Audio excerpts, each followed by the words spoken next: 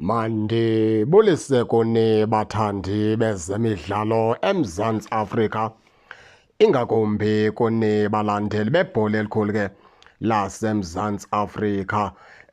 Baphulaphula ke lapha siza kwathetha ngeKaizer Chiefs kunye ke nale nkwenkwenyana yapha kwiStellenbosch uLangelihle Phili. Le nto baphulaphula lithande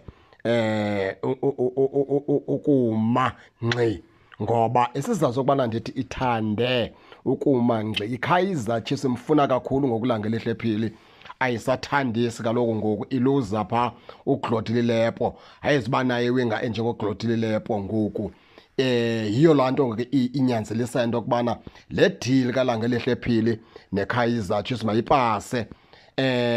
Umzekelo, iKaizer Chiefs njengoba benayo into yokubana ke icenga iStellenbosch uba masithathe uDupreez, njengoba ikhulule uDupreez Kaizer Chiefs, masithathe uDupreez emveni koko ibeke ke nemali ngaphezulu iKaizer Chiefs kwenza into yokubana ke bayikhululele uLangelihle kaPhili. iStellenbosch ke asikazi ngaphambili zothi kangoku, kodwa kuvakala into yokubana ingathi zizawude ziyondelelane, ngoba iKaizer Chiefs azimisela kwincama le deal. Ize yonke iKaizer Chiefs funa ukwenza sure into yokubana ke le nkwenkwanyana ke iyayifumana.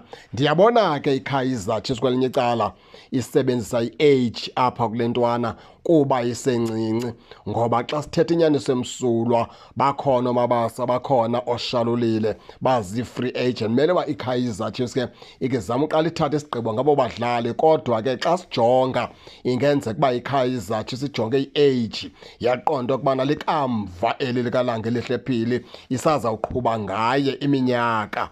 Ndiqinisekile ke ijonge i-age. Khumbula loo nto yokubana iKaizer Chiefs iluza abadlali abakwizinga eliphezulu kuqalwa nje isizini, abadlali abafana noGlotile Lepo, abadlali abafana ke noGustin Sereno, abadlali abafana noThabo Cele. Uyabona ke xa uzoluza unumber 10 okanye attacking midfielder njengoGustin Sereno, kanti uzophinda uluze umdlalo athekayo njengoGlotile Lepo ngexesha elinye kuqala isizini, noko loo nto leyo ke izawuthanda ukukubhidisa uyitimu enjengeKaizer Chiefs. Ewe siyavuma uSereno iminyaka seyihambile, ewe siyavuma kangasetyenziswe kakhulu kwisizini ephelileyo, kodwa ke uba iKaizer Chiefs bizazi ukubana ke ayizukwazi uphinde yengeza abanye abadlali abatsha, ndizawukhulula uGlotile Lepo, ndicinga uba mna uSereno ngeke azame ukumnikeza ke noba ngunyaka oyi-1 ike iphinde ke imgcine ilungise into yokubana zikwazi uba nefolusi eza kulithuma ngeemini zikaxakeka, ngoba enyanisweni ke uLilepo ebeka incede iKaizer Chiefs kunzima, afika avula amasango.